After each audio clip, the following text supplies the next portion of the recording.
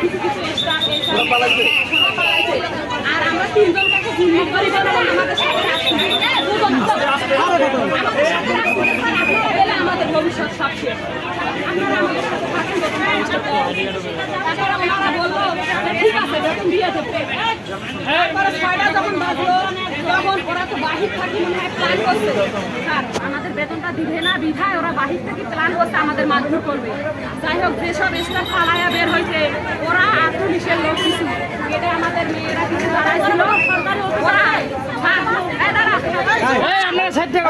সবাই এক হয়ে এমন ভাবে গেটটা ধাক্কা মারছে আমার মেয়েরা পড়ে গেছে ওর উপর দিয়ে যা কিছু মেয়ে আর আমাদের ওই ভাইদের মেয়েদের বন্যা বুকেট থেকে টানি নেওয়া হয়েছে আর ওদের এমন রক্তাক্ত করা হয়েছে আপনি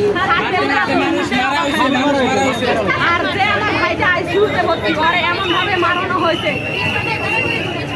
তাতেও মানে বলার ভাষা নাই ভিডিও আছে আমাদের কাছে। তারপরে ওনারা মারার পর আমাদের এই স্যার রুমের কিছু আটকানো ছিল ওদের আমরা এখন পর্যন্ত স্যার খুঁজি পাই নাই আমাদের বেতন তো দেয় নাই কিন্তু আমরা আমাদের ভাই বোনদেরকেও কিছু খুঁজি পাই নাই। লাশ নিয়ে যাওয়া হয়েছে রাতে 3টাতে আর লাশ দিয়ে ঘুম করছে যে ভাই মারা গেছে আমাদের সামনে। হ্যাঁ হ্যাঁ দুইজন মারা গেছে দুইজন মারা গেছে। মেডিকেলে ভর্তি হতে ওর জায়গায় আক্রমণ করছে সেনাবাহিনী আর পুলিশ তখন ফাঁকা হয়ে কথা বলেন, ফাঁকা হয়ে কথা বলেন।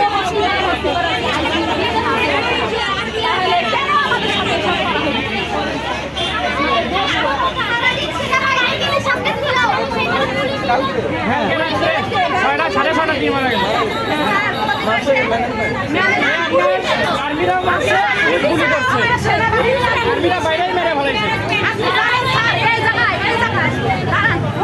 হ্যাঁ পুলিশ গুলি করছে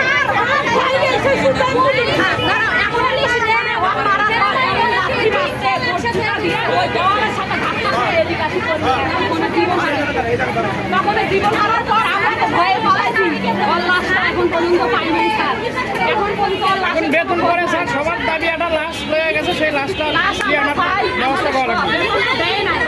লাশটা লয়ে গেছে কই এই ভাই চালায় এর মায়ের সংসার এর বউয়ের সংসার সন্তানের সংসার আমি চালাই আমার সংসার বিচার আপনারাই করবেন আমার বিচার করার কেউ নাই। সেবা